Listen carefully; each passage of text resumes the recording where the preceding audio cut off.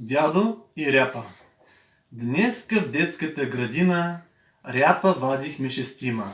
Дърпам, ала сам не мога. Бабо, идвай тук за Бога. Квойто и чудо, баба пита, главата с кърпа е покрита. Хващаме ги отен за кръста, не се поклаща тая Ряпа тлъста.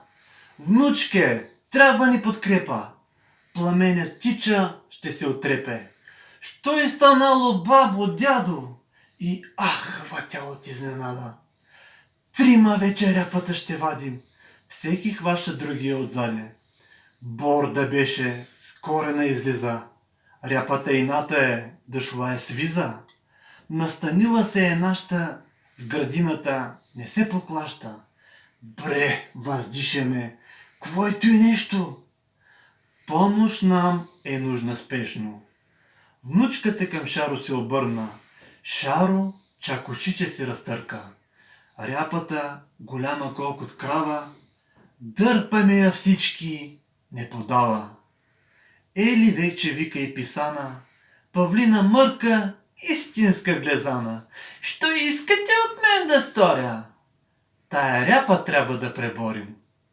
Ряпата е все така ината, не иска да излезе от земята. Тежко дишеме, писана мърка, мишката е лис до чуда църка. Ела, Гризано, помощ да окажеш. Мишокът боязливо се показа. Гледа маца, Ряпата огромна, гледа дядо, за да му напомни.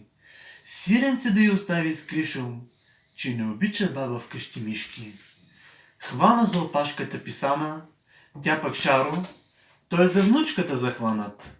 Внучката на бабата плоата, а бабата на дядо рамената.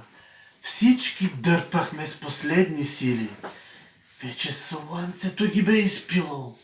Вкупом паднахме и на земята, но дядо с Ряпата в ръката.